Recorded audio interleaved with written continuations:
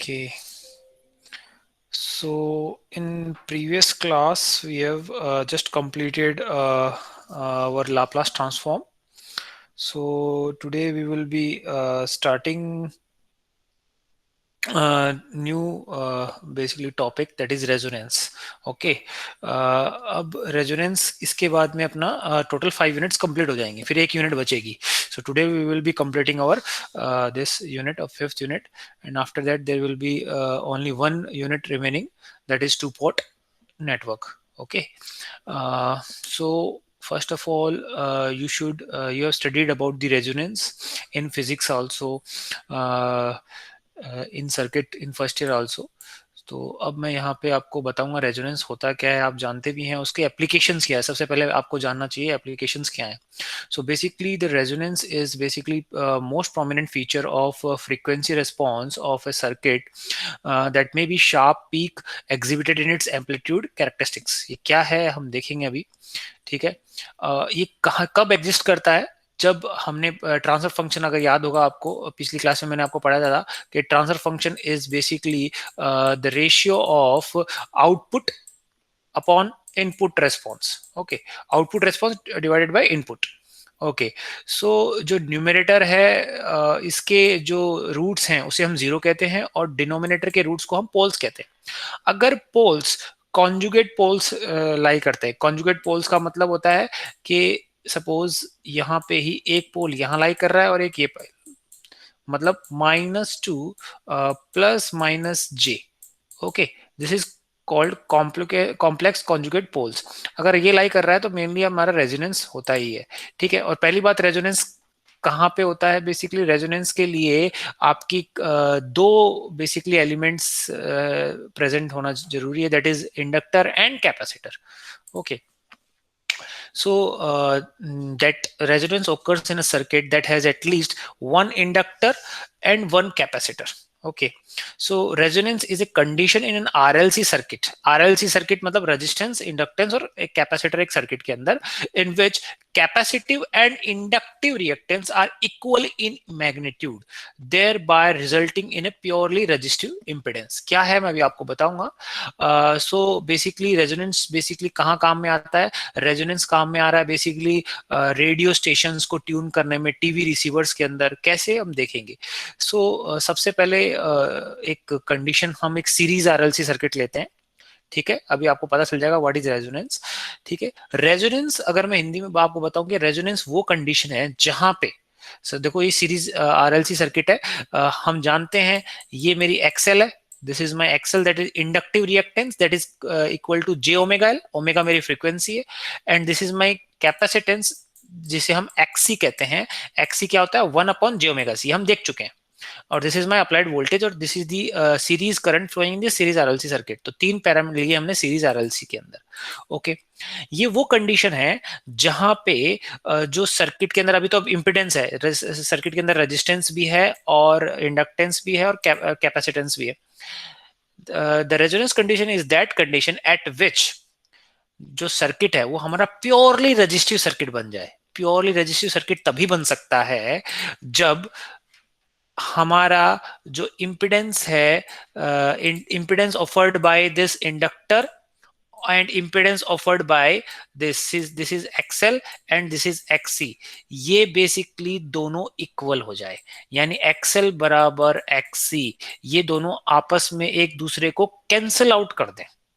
Okay, XL and XC अगर ये दोनों आपस में कैंसिल आउट कर देंगे तो जो मेरे पास सर्किट के अंदर जो बेसिकली इंपेडेंस बचा वो सिर्फ क्या बचा, रेजिस्टेंस, है pure resistive circuit. So resonance is a condition in RLC circuit in which capacitive and inductive reactance are equal in magnitude. Okay, दोनों इक्वल इन मैग्नीट्यूड है, thereby resulting in a resistive impedance. तो अगर आपको कोई पूछे कि भाई resonance condition कौन सी होती है, रेजोनेंस कंडीशन वो होती है जो सीरीज और पैरेलल है ना, दोनों के लिए डेफिनेशन है ये, जहां पे जो मेरा इंडक्टिव रिएक्टेंस है और कैपेसिटिव रिएक्टेंस के बराबर बन जाए, वो मेरी रेजोनेंस कंडीशन है. ठीक है, अब इसके अंदर होता क्या है, सपोज अगर मैं इसमें लिखना चाहूं, इंपिडेंस लिखना चाहूं, suppose for example see Z is my total impedance इसको मैंने एच ऑफ ओमेगा ले लिया, ठीक है, इज इक्वल टू, इसको मैं लिख सकता हूँ वीएस अपॉन आई। जेड मेरी टोटल इंपिडेंस है सर्किट की, इसको मैं लिख सकता हूँ total voltage divided by current, ये लिखा है मैंने। अब ये तीनों सीरीज में, तो तीनों ऐड कर लो आप, R plus J omega L plus 1/j⍵c, this C. अब इसको मैं जे टर्म को, जे मेरा क्या इमेजिनरी पार्ट है, तो इस जे को अगर मैं ऊपर नीचे मल्टीप्लाई करता हूं तो ये जे इधर मल्टीप्लाई होगा, नीचे भी जे, तो जे इंटू जे क्या होगा, जे स्क्वायर क्या होता है -1। ओके, तो ये बन जाएगा आर प्लस, यहाँ पे अगर मैं लिखना चाहूं आर प्लस जे omega L minus j upon omega C, ये बनेगा। जे को ऊपर लिया तो मैंने ऊपर नीचे जे से मल्टीप्लाई किया, जे स्क्वायर की वैल्यू आप जानते हो -1 होता है। अब जे को मैं कॉमन ले लूं यहाँ पे इमेजिनरी पार्ट को, तो मेरी जो इक्वेशन बनेगी ये बनेगी, z is equal to R plus J omega L minus omega C. Okay, और अब जानते हो एक्सएल क्या होता है, XL is nothing but omega L, okay, and XC is nothing but omega C. अब ओमेगा एल और 1/ओमेगा सी अगर बराबर हो गए, ठीक है, तो ये टर्म क्या हो जाएगी, जीरो। दिस मैग्नीट्यूड और ये मैग्नीट्यूड बराबर हो गए तो जीरो हो जाएगी, तो मेरे पास क्या बचा, रेजिस्टेंस। ठीक है, या फिर मैं यूं कह सकता हूं, जब भी आपको अगर कोई बोले कि रेजोनेंस कंडीशन निकालो, what is the resonance condition, तो उसके लिए आपको कुछ नहीं करना है, हमेशा ध्यान रखना, अगर सीरीज आपका सर्किट है उसके अंदर आपको ये इक्वेशन लिखनी है इसके इस फॉर्म में, रियल पार्ट और इमेजिनरी पार्ट करना है, और रेजोनेंस कंडीशन में इमेजिनरी पार्ट नहीं होता, यानी इस पार्ट को आपको जीरो पुट करना है। सी, resonance results when the imaginary part of the transfer function is zero. Okay, तो omega L minus one by omega C is equal to 0। तो ये हमेशा याद रखना, इसको रीअरेंज करेंगे तो हमारे पास क्या आ जाएगा, omega square is equal to 1/LC, और omega is equal to 1/√LC, यही आपने पढ़ा है, रेजोनेंट फ्रीक्वेंसी होती है, ठीक है, 1/√LC, और रेजोनेंट फ्रीक्वेंसी को हम ओमेगा की जगह ओमेगा नॉट से रिप्रेजेंट करते हैं। Okay, so see, this is my resonance frequency, omega naught is equal to 1/√LC radian per second, ये ध्यान रखना। ओके, तो ये ध्यान रखना आप, omega naught is equal to 1, और यही पैरेलल रेजोनेंस आप कैलकुलेट करोगे तब भी आएगा। और ओमेगा को हम अगर फ्रीक्वेंसी पूछे, ये तो रेडियन पर सेकंड में था, अगर हर्ट्ज हर्ट्ज में लगाना है आपको, हर्ट्ज में कैलकुलेट करना है, तो ओमेगा नॉट की जगह आपको क्या पुट करना है, 2π f0, ये जानते हो आप, ये रहा, तो f0 इज इक्वल टू क्या आ जाएगा, 1/2π√LC। ओके, तो ये सर्किट आपको समझ में आया। ओके, नाउ अब अगर हम बात करें, let me explain the application. Okay, यहाँ पे मैं रफ ले रहा हूँ, इसको आपको समझा रहा हूँ। मैंने सीरीज आरएलसी सर्किट लिया और उसके अंदर आपने देखा omega naught is equal to क्या आया, 1/√LC रेडियन पर सेकेंड। और करंट अगर मैं लिखना चाहूं, करंट क्या होता है, I is equal to voltage, अगर मैं मैक्सिमम करंट निकलना चाहूं उसकी बात करते हैं, I is equal to V/Z, सही है। अब मुझे बताओ I इज इक्वल टू, और Z की वैल्यू क्या है, what is the value of Z, Z की वैल्यू आप जानते हो, दैट इज इक्वल टू सी। अगर यहां से अगर मैं Z की वैल्यू अगर लिखना चाहूं, Z is R plus J omega L minus upon omega C, ठीक है। इसका आप अगर अंडर रूट में लिखना चाहो Z की वैल्यू अगर मैग्नीट्यूड में, that will be equal under root R plus omega, आपका एल यहाँ पे क्या था, ओमेगा एल था, तो omega square L C square, ये डायरेक्ट आपको लिखने की जगह आप यहाँ से देख सकते हो, C R is equal to omega L minus one by omega C का whole square, this is my Z. Okay, this is my Z, omega L minus one by omega C का whole square, this is my Z. Okay, अब मुझे आई को maximum चाहिए, मैं graph plot करना चाहता हूं यहाँ पे, okay, I and this is my frequency. सबसे पहले z का कर लेते हैं, चलो सपोज सारे ग्राफ प्लॉट करते हैं इसमें, पहले i का इस कलर में, नेक्स्ट दूसरे कलर में। इसको ढंग से समझना, इस ग्राफ का क्या है, काम में आएगा बहुत, तभी आपको समझ में आएगा। Suppose this is i, okay, और ये लॉगरिथमिक स्केल लिए मैंने, log w। इसमें क्या होता है, लॉगरिथमिक स्केल लिए कि लार्ज अमाउंट ऑफ फ्रीक्वेंसी हमारी स्केल में आ जाएगी।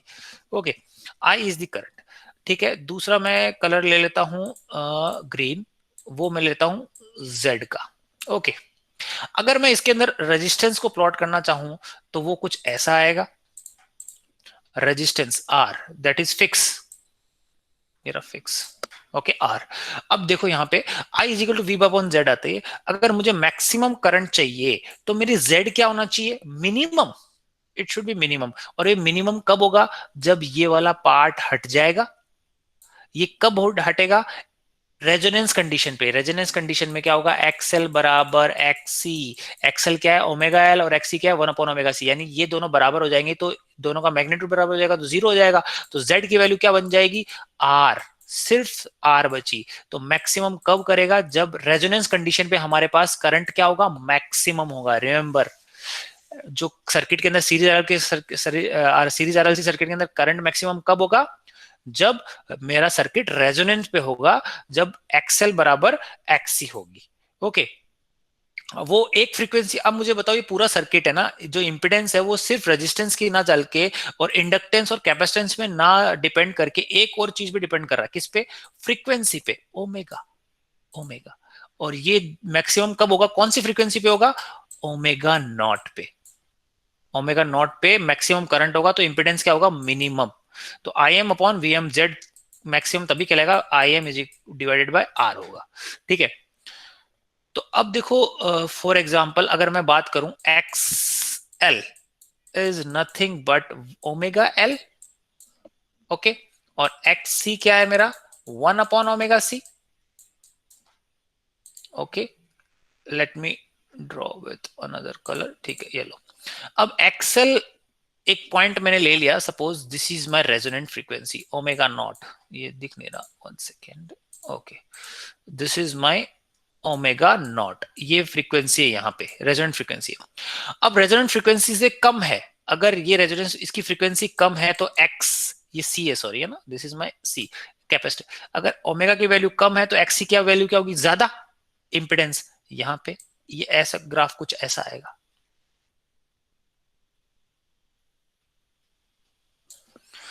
देखो, ये एक्सएल है and this is my XC. Okay, sorry, this is XC, this is XC and this is XL. Okay, अब जब ओमेगा की वैल्यू ओमेगा नॉट से कम थी तो बड़ा कौन था, एक्सी बड़ा था। देखो, ओके, और जैसे ओमेगा नॉट के बाद में गया तो कौन बड़ा हो गया, एक्सएल बड़ा हो गया, दिस ग्राफ। और यहां मिनिमम ओमेगा नॉट पे दोनों वैल्यू बराबर हो गई तो एक्सी माइनस एक्सएल जीरो हो गया। तो मेरा सिर्फ रेजिस्टेंस के बराबर आएगा, इंपेडेंस वो आएगा। अगर अब मैं इसके अंदर और ग्राफ प्लॉट करना चाहूं किसका, करंट का, जब एक्सी ज्यादा था तो करंट मेरा मिनिमम था। मैक्सिमम कौन सी कंडीशन में होगा, मैक्सिमम कंडीशन होगा जब मेरा इंपेडेंस मिनिमम हो। तो करंट का ग्राफ कुछ ऐसा बनेगा। ये मेरा मैक्सिमम है। देखो, I maximum, x I maximum कब करेगा, जब एक्स ही बराबर एक्सएल और ये जीरो हो जाए। ठीक है। So this is basically the graph is drawn between the current magnitude and this. आगे इसको डिस्कस करेंगे। अब इसकी एप्लीकेशन, फॉर एग्जांपल इसको ढंग से समझना। एप्लीकेशन मुझे बताओ, आपके पास, आपने रेडियो सब देखा होगा, पुराना रेडियो, रेडियो को ट्यून करते हो जब आप उसकी फ्रीक्वेंसी को बेसिकली मैच कराते हो। जैसे 94.3 एफएम है, अभी जैसे जयपुर की बात करें, बहुत सारे एफएम है, 95 एफएम है, ओके, 94.3 एफएम है, ओके, 93.5 एफएम है, 100.3 एफएम है। ऐसे डिफरेंट फ्रीक्वेंसीज पे वो कर रहे हैं, बट आपको कौन सा सुनना है उस पे। तो आप जानते हो, जब मेरा मैक्सिमम पावर, भाई बेसिकली उसका मैक्सिमम पावर और मेरा मैक्सिमम पावर फ्रीक्वेंसी मैच कर जाए, तभी मैं उसको रिसीव। जैसे फॉर एग्जांपल अगर मैं बात करूं, 95 एफएम है, वो उसकी फ्रीक्वेंसी ये है। यहां से रेडियो, ये रेडियो है और उसकी फ्रीक्वेंसी क्या है, 95। 95 एफएम मतलब 95 मेगाहर्ट्ज। अब ये रेडियो, ये 95 फ्रीक्वेंसी पे भेज रहा है, और ये मेरा आपका रिसीवर है, that is radio, radio station है, this is radio station. Okay, यहाँ से आपके गाने चल रहे हैं, ये आपका रेडियो है। अब रेडियो में आप ट्यून करते हो, यहाँ पे इसको बार बार करते हो।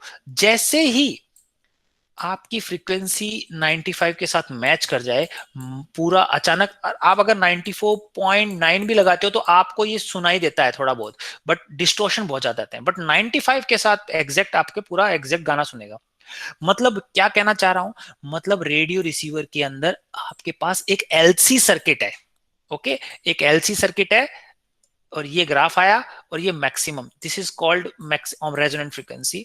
तो जब आप इसकी frequency, that is resonant frequency, LC circuit को आप ये जो ट्यून कर रहे हो, इसको वेरी कर रहे हो, इसका मतलब आप इंडक्टर को चेंज कर रहे हो। Omega naught is equal to 1/√LC होता है इस सर्किट का, ठीक है, ओमेगा नॉट। ओके, इसका ओमेगा नॉट, हाँ सपोज इसका ओमेगा नॉट कितना आया है, 95 हर्ट्ज, 95। ओके, अब मुझे क्या करना है, मैं इस नॉब से एल को चेंज कर रहा हूं या सी को चेंज कर रहा हूं, कुछ भी चेंज कर सकते हो आप, ठीक है, जो जैसा इसके अंदर सर्किटरी है। सपोज फॉर एग्जांपल मैं एल को चेंज कर रहा हूं, तो एल को चेंज करते जा रहा हूं, चेंज करते जा रहा हूं, कब तक चेंज कर रहा हूं, जब तक ओमेगा नॉट की वैल्यू क्या ना हो जाए, 95 मैक्सिमम इसके पीक पे। जैसे इसका पीक और इसका पीक मैच करेगा, आपको गाना सुन जाएगा, ठीक है, मैक्सिमम विदाउट लीस्ट डिस्टॉर्शन। तो ये फ्रीक्वेंसी सिलेक्टिव नेटवर्क्स भी कहते हैं और ट्यूनिंग सर्किट भी कहते हैं इसको। ओके, समझ में आया कैसे हम रेजोनेंस को basically with the help of resonance, क्योंकि मैक्सिमम पावर कब मिलता है, रेजोनेंस में मिलता है, और इसका मैक्सिमम पावर इसका मैक्सिमम पावर मैच कर गया, मतलब आपके पास जो सिग्नल है वो मैक्सिमम आपने रिसीव कर दिया with least distortion. Okay, this is how you basically tune a circuit with the help of resonance. ठीक है, अभी आपको सिर्फ याद रखना है रेजोनेंस कौन सी कंडीशन है, रेजोनेंस वो कंडीशन है जब मेरा इंडक्टिव पार्ट और कैपेसिटिव पार्ट बराबर हो जाएं और मेरा सर्किट प्योर और प्योर क्या बन जाए, रजिस्टिव। ओके, और दूसरा इसको फाइंड करने का तरीका, रेजोनेंस फ्रीक्वेंसी कैसे करोगे, जब भी सर्किट में दे रखा है आप उसका इंपेडेंस, नेट इंपेडेंस लिख लो, ये लिख लिया, और जो भी इमेजिनरी पार्ट है उसको जीरो पुट कर दो। देखो ओमेगा एल माइनस 1/ओमेगा, क्योंकि रेजोनेंस कंडीशन पे इमेजिनरी पार्ट होता ही नहीं है, ठीक है, उससे हमारी रेजोनेंस फ्रीक्वेंसी आ गई, और वो हमेशा याद रखना, that is omega naught 1/√LC radian per second, और फ्रीक्वेंसी में हर्ट्ज के लिए 2πf से। ओके, ये कुछ इसकी प्रॉपर्टीज है। Okay, the impedance is purely resistive, thus Z is equal to R. In other words, the LC series combination acts like a short circuit and the entire voltage is across R. तो जो total voltage जो apply है सारी की सारी किस पे आ गई, रेजिस्टेंस पे, क्योंकि इसकी वोल्टेज इसके अक्रॉस VL वोल्टेज है, इसके अक्रॉस VC वोल्टेज है, ये दोनों इक्वल हैं और अपोजिट है, आपस में कैंसिल आउट कर सकते हो। और ये भी हो सकता है कि ये जो इंडक्टर की वोल्टेज है, सपोज आप 230 अप्लाई कर रहे हो और ये 240 पाई जाए, हो सकता है ज्यादा ज्यादा एनर्जी स्टोर कर ली इसने, और ये भी VC जो है ये भी 240, बट आपस में क्या कर रही है, कैंसिल आउट कर रही है। और ये 230 कहां पे जा रही है, रेजिस्टेंस पे, कौन सी कंडीशन पे, रेजोनेंस कंडीशन पे। ओके, ये ध्यान रखने वाली चीज है। अगर मैं इसको ग्राफ बनाना चाहूं, okay, let me draw graph, this is XL is due to, और ये रेजिस्टेंस है। ओके, अगर आपने फेजर डायग्राम बना होगा, सपोज एक्सएल यहाँ पे है, एक्सएल और एक्सी नीचे है अपोजिट में, तभी देखो एक्सएल और एक्सी ये ग्राफ बनेगा, क्योंकि आप जानते हो ये 90 डिग्री लीड लैग करेगा और ये लीड करेगा इंडक्टर। तो अब देखो एक्सएल बराबर एक्सी हो जाएगा, एक्सएल बराबर एक्सी बराबर एक्सएल हो जाएगा, तो ये दोनों आपस में कैंसिल आउट करेंगे, तो मेरे पास सिर्फ क्या बचा, रेजिस्टेंस। ओके, ठीक है। दूसरा, अगर मैं इसको इंपिडेंस के फॉर्म में रखना चाहूं, सॉरी वोल्टेज के फॉर्म में, तो ये VR वोल्टेज है और ये VL वोल्टेज है और ये क्या मेरी वोल्टेज है, VC। Okay, VC, this is inductor voltage, this is capacitor voltage. जब कैपेसिटर और इंडक्टर वोल्टेज बराबर हो जाएंगी तो मेरे पास कौन सी वोल्टेज बचेगी, VR, और ये VR ही किसके बराबर हो जाएगी, सप्लाई वोल्टेज में, और करंट भी इसके फॉर्म में हो गया। यानी पावर फैक्टर क्या रहेगा मेरा, यूनिटी पावर फैक्टर, आप जानते हो पावर फैक्टर होता है cos phi, phi is the angle between voltage and current.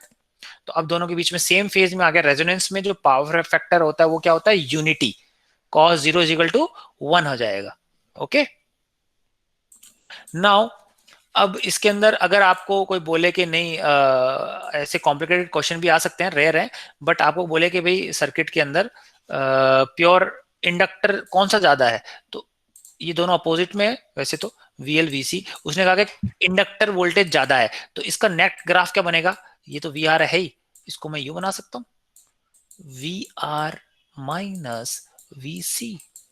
Okay, अब VR माइनस VC इसको बना सकते हैं आराम से, कोई दिक्कत नहीं है। अगर VR बड़ा होगा, sorry VL, sorry this is VL voltage, inductor voltage और कैपेसिटर, VL माइनस VC, अगर VL बड़ा है तो ये ऊपर आ जाएगा, यानी वोल्टेज लीड कर रही है, यानी ये कौन सा सर्किट है मेरा, लैगिंग सर्किट है, क्योंकि वोल्टेज लीड कर रही है मतलब करंट क्या करेगा, लैग, और हम लीड और लैग किससे डिफाइन करते हैं, करंट से।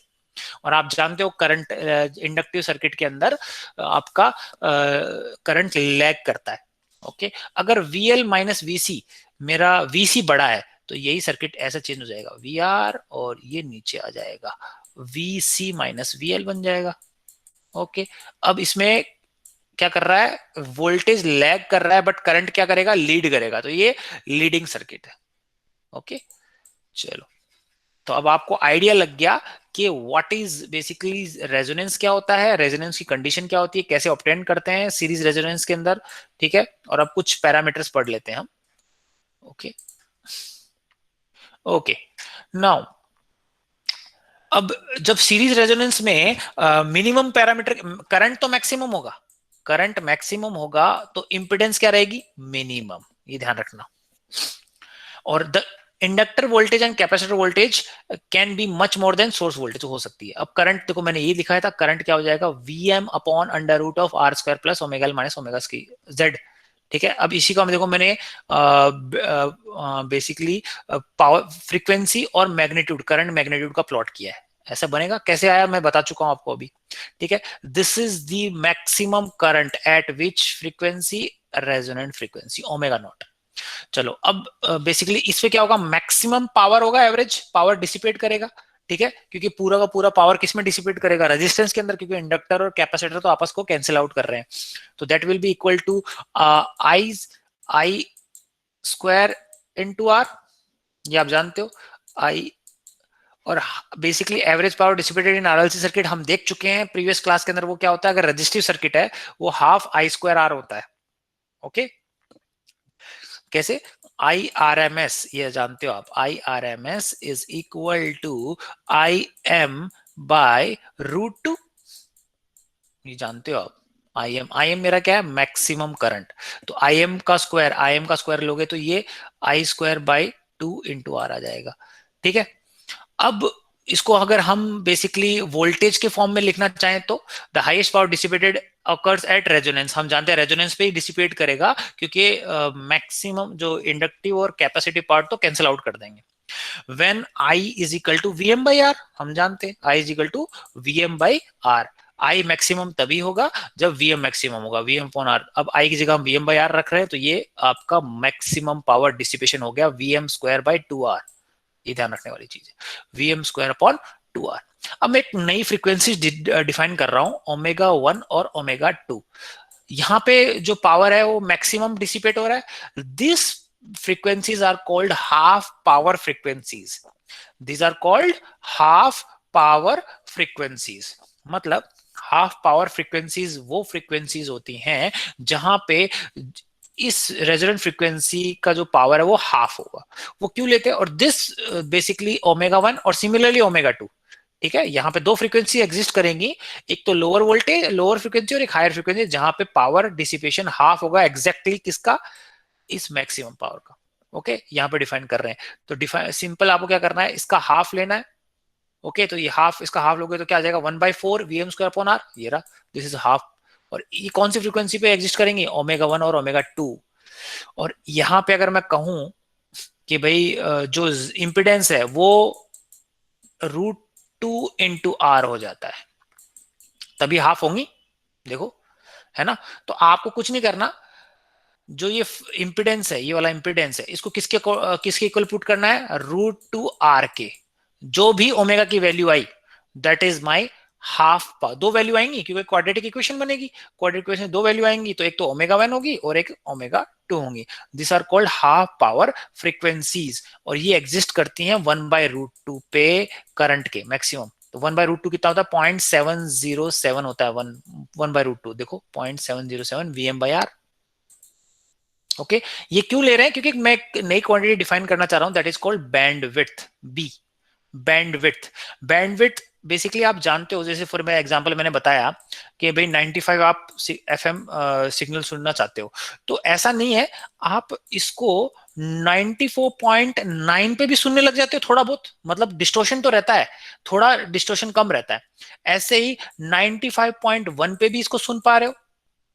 ठीक है, यानी बैंडविड्थ उसकी रेंज जहां पे उस सिग्नल को आप कैच कर पा रहे हो एग्जैक्टली एकदम पूरा 100% तो 95 पे कर रहे हो, यानी 94.9 और 95.1 पे इसकी जो पावर है वो क्या होगी, आधी होगी। इसे कहते हैं हम bandwidth. Basically bandwidth is difference between omega 2 minus omega 1। Okay, bandwidth समझ में आया क्या है, कि भाई इसके बीच, इन दोनों के बीच में मैं इस पावर को कैच कर पा रहा हूं, बट 100% कैच कहां कर पाऊंगा, यहाँ पे कितना कैच कर पा रहा हूं, 50%। ओके, तो एक बैंडविड्थ डिफाइन किया बेसिकली मैंने, omega 2 minus omega 1, but basically difference between two half power frequencies is called bandwidth. ये बैंडविड्थ है, इस रेंज के अंदर वो पकड़ने के चांसेस हैं, ठीक है, पकड़ने के उसको सिग्नल को चांसेस है। Okay, now when I is equal to VM by R, okay, I is equal to, ये तो हम डिस्कस कर चुके हैं। अब हमें क्या करना है, पावर फ्रीक्वेंसी निकालने के लिए जो इंपेडेंस है उसको किसके इक्वल पुट करना है, √2R से। तो जैसे पुट किया, ये आया आपके पास, ओमेगा 1 की वैल्यू आई -R/2L प्लस √R/2L का होल स्क्वायर प्लस 1/LC, ठीक है। ओमेगा 2 की वैल्यू, ये एक याद रख लो, कुछ नहीं, अगर एक या दो रूट्स आएंगे इक्वल आते हैं कॉन्जुगेट, ये माइनस आया तो यहाँ पे प्लस, बस अंदर बाकी सेम है, ये माइनस है ये तो प्लस है। अगर मैं बैंडविड्थ निकालना चाहूँ, बैंडविड्थ क्या होती है आपकी, अगर B stands for bandwidth, that will be equal to omega 2 minus omega 1। अब इसमें से इसको माइनस करोगे तो ये तो कैंसिल आउट हो जाएगा, ये R/2L माइनस माइनस प्लस हो जाएगा, तो ये क्या बन जाएगा, 2 इंटू R/2L, यानी बैंडविड्थ हो गई मेरी R/L। ये याद रखना, ये भी याद रखो आप, बार बार कैलकुलेशन जब डायरेक्ट न्यूमेरिकल आए तो इनको डायरेक्ट वैल्यू पुट कर सकते हो, ठीक है। तो बैंडविड्थ आ गई R/L, और ओमेगा 1 और ओमेगा 2 तो मेरी कौन सी फ्रीक्वेंसी कहलाती है, हाफ पावर फ्रीक्वेंसीज, और ओमेगा नॉट क्या कहलाती है, मेरी रेजोनेंट फ्रीक्वेंसी। इन तीनों में भी रिलेशनशिप है, इन तीनों में रिलेशनशिप है, omega naught is equal to √ of omega 1 और ओमेगा 2। इन दोनों को मल्टीप्लाई करके आप ओमेगा और √ लेके ओमेगा नॉट निकाल सकते हो, ठीक है। बेसिकली मैं कह सकता हूं कि मेरी रेजोनेंट फ्रीक्वेंसी ज्योमेट्रिक मीन है ओमेगा 1 और ओमेगा 2 का। ओके, और मैंने आपको बता ही दिया बैंडविड्थ क्या था, ओमेगा 2 माइनस ओमेगा 1। अब बेसिकली एक सर्किट की मैं क्वालिटी को डिफाइन करना चाहता हूं, क्या करना चाहता हूं, क्वालिटी। तो या फिर मैं सिलेक्शन, आप क्या चाहते हो कि 95 को ये तुरंत फटाफट कैच कर ले, ये तुरंत तभी कैच कर पाएगा जब इसका पीक और इसके पीक में बेसिकली जो डिफरेंस है वो कम रहेगा। यानी ये पीक जितना ज्यादा स्टीप होगा, जितना ज्यादा स्टीप होगा, देखो जितना ये एक फ्रीक्वेंसी, यहाँ पे दो फ्रीक्वेंसी लाई कर सकते, जितना इसका जो कोना है स्टीप होगा, उतना ज्यादा जो फ्रीक्वेंट अपना रेजोनेंट सर्किट है दैट इज गुड। तो ये कौन से क्वांटिटी से डिफाइन करोगे, that will be defined by parameter called quality factor, that is called quality factor. अब क्वालिटी फैक्टर बेसिकली क्या है, quality factor is defined basically that is used for selectivity, ठीक है, सिलेक्शन। अगर मैं बात करूं यहाँ पे quality factor, the sharpness of the resonance in A resonant circuit, sharpness समझ में आ गया ना, शार्पनेस कितना ये तीखा है। Okay, the sharpness of the resonance in a resonance circuit is measured quantitatively by the quality factor Q. By the quality factor Q. तो at resonance the reactive energy in the circuit oscillate between inductor and capacitor। Resonant condition में क्या होता है, जो energy inductor energy किसको देता है, capacitor को, कैपेसिटर फिर से किसको देता है, इंडक्टर में, तो ऑसिलेशन चलते रहते हैं, दैट इज रेजोनेंस कंडीशन, ठीक है।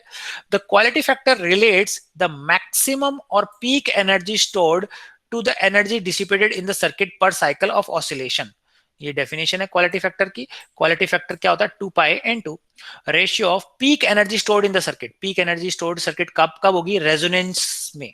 रेजोनेंस में मतलब कौन सी कंडीशन पे, ओमेगा नॉट पे, और वो कितनी होती है आप जानते हो, ½ I²R, that is maximum energy stored in A circuit, resonant frequency पे, ठीक है। Divided by energy dissipated by the circuit in one period of cycle, one period of resonance. भाई एक पीरियड आया, ऐसे दूसरा आ जाएगा, ठीक है। एक पीरियड में कितनी एनर्जी आपने डिसिपेट करी, तो वो बेसिकली कहां से आएगा, that will be equal to half, ये आ जाएगा ½ I² into T, T time period पे, और टी को हम क्या लिख सकते हैं, 1/f लिख सकते हैं, और रेजोनेंट फ्रीक्वेंसी के लिए ऑफ नॉट। तो ये हो गया मेरा half I square into 1/f0 is the power energy dissipated in one period. एक पीरियड में इतनी एनर्जी डिसिपेट होगी। इन दोनों को रेशियो करो, आपको डेरिवेशन नहीं आनी है, जो फाइनल जो कंक्लूजन है वो याद रखना है आपको। ओके, तो ये हमने सिंपल इसी को किया है। और energy stored, peak energy stored in the circuit कितनी हो सकती है? हाफ CV स्क्वायर और हाफ LI स्क्वायर, ये हो सकती है। ओके, तो peak energy stored in the circuit will be half LI square और हाफ CV स्क्वायर, कोई भी ले सकते हो, दोनों सेम होंगी। ठीक है, दोनों की वैल्यू बराबर होगी। तो मैंने हाफ LI स्क्वायर ले लिया, divided by energy dissipated by the circuit in one period. तो हम जाते हो मैक्सिमम रेजिस्टेंस डिसिपेट, तो स्टोर्ड एनर्जी किसके अंदर होती है? इंडक्टर और कैपेसिटर के अंदर, और डिसिपेट किसके अंदर होती है? रेजिस्टेंस के अंदर। तो peak energy stored in the circuit half LI square divided by the energy dissipated, that is half I square into time period और 1/f0। तो इसको रीअरेंज किया हमने, कुछ ऐसा आ गया। 2f नॉट को हमने ओमेगा लिख लिया, ओमेगा नॉट, ये याद रखना है। So quality factor in A series circuit, in series resonance circuit is nothing but omega naught L/R। और अगर मैं CV स्क्वायर करूं तो 1/ओमेगा नॉट CR। दोनों ही में से कोई भी आपको आसान लग रहा है वो याद रख लो। Omega naught L/R is equal to one by omega naught CR। Okay, अब आप जानते हो बैंडविड्थ क्या होती है? बैंडविड्थ होती है, अभी हमने निकाला है, बेसिकली इन दोनों को माइनस करते हैं तो बैंडविड्थ आती है R/L, है ना। इसको R/L ले ले हैं, तो इसको और इस इक्वेशन को अगर कंपेयर करें तो L को नीचे ले गया मैं यहाँ पे, तो R/L को मैं क्या लिख सकता हूँ? बैंडविड्थ। ठीक है, तो bandwidth is equal to R/L होता है, ये जान गए यहां से, इज इक्वल टू इसी को रीअरेंज करके, R/L को रीअरेंज करके मैं ओमेगा नॉट बाय क्यू लिख सकता हूँ, ये रहा। ऐसे B इज इक्वल टू क्या लिख सकता हूं अगर इसके फॉर्म में लिखो तो? Omega naught square into CR। तो द क्वालिटी फैक्टर, अगर क्वालिटी फैक्टर को मैं डिफाइन करूं, क्वालिटी फैक्टर को मैं ये भी लिख सकता हूं, omega naught by B। Quality factor is basically a ratio of a resonance, the ratio of resonant frequency to its bandwidth, to its bandwidth। तो बस इतने याद रखने हैं। अगर याद रखने का मैं आपको बताऊं, सबसे पहले आपको याद रखना है, ये तो जानते ही हो आप, इम्पिडेंस वाला। फिर उसके बाद में हाफ पावर जानते, सॉरी फुल पावर और हाफ पावर फ्रिक्वेंसी पे जानते हो। ओमेगा 1 और ओमेगा 2 कैसे निकालना है ये याद रखना आपको। और omega naught is equal to under root of omega 1 into omega 2, इसका ज्योमेट्रिक मीन होता है। Similarly bandwidth omega 2 minus omega 1 होती है, that is equal to nothing but R/L, that is R/L। और यहां से क्वालिटी फैक्टर आ गया, तो क्वालिटी फैक्टर आप ऐसे याद रखो या फिर ऐसे याद रख सकते हो कि quality factor is basically nothing but ratio of bandwidth, sorry omega naught resonant frequency divided by bandwidth. तो आप क्वालिटी फैक्टर निकाल सकते हो, आपको जानते हैं ओमेगा नॉट क्या होती है? ओमेगा नॉट मेरी जानते हो 1/√LC है, और बैंडविड्थ क्या होता है? R/L है। इसमें पुट करो, आपका आ जाएगा क्वालिटी फैक्टर, जैसे चीजें निकालना चाहो तो। ओके, अब इसको अगर मैं ग्राफिकल में बताऊं, देखो 3 ग्राफ बनाए।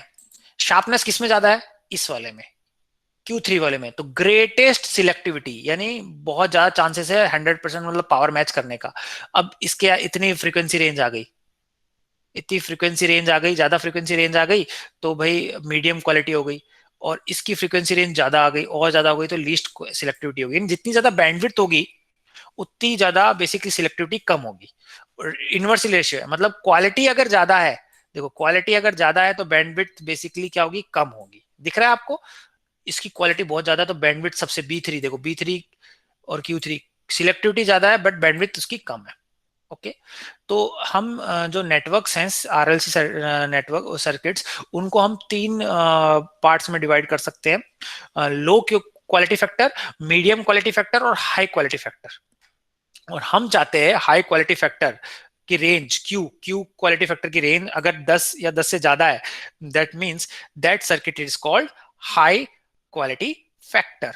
ओके, और उस केस के अंदर हमारी जो ओमेगा 1 और ओमेगा 2 जो फ्रीक्वेंसीज है, मतलब ओमेगा 1 मतलब कौन सी? आपकी हाफ पावर फ्रीक्वेंसीज, वो उसका फॉर्मूला इसमें रिड्यूस हो जाता है। ऐसे रिड्यूस कर सकते हो आप। जब भी अगर क्वेश्चन में दे रखा है कि मैं quality factor is greater than और इक्वल टू 10 या ज्यादा है, तो आप डायरेक्ट ओमेगा 1 और ओमेगा 2 के लिए ये कर सकते हो, omega naught minus B by two, omega naught plus B by two approximately, अगर मेरा क्वालिटी फैक्टर 10 से ज्यादा आता है। ओके, तो अब हमने देखा कि resonance circuit is characterized by 5 related parameter. सबसे पहले दो तो हाफ पावर फ्रीक्वेंसीज हो गई, ओमेगा 1 ओमेगा 2, दूसरा रेजोनेंट फ्रीक्वेंसी होगी ओमेगा नॉट, तीसरा मेरा बैंडविड्थ हो गया, है ना, और आपका चौथा क्वालिटी फैक्टर हो गया। और क्वालिटी फैक्टर बेसिकली क्या है? Quality factor is a measure of selectivity that is और sharpness of resonance of the circuit, यानी क्वालिटी जितना शार्पनेस होगा उतनी ज्यादा क्वालिटी उसकी अच्छी होगी, उतना जल्दी वो सिग्नल को कैच करेगा, ट्यून करेगा और डिस्टॉर्शन लीस्ट होगा। बट उसकी बैंडविड्थ क्या रहेगी? कम रहेगी। ओके, और ये आगे एग्जाम्पल है, इसको एग्जाम्पल को हम नेक्स्ट क्लास में कर लेंगे, थ्योरी काफी है, नेक्स्ट क्लास में हम इसको सीरीज और पैरेलल रेजोनेंस को खत्म कर देंगे।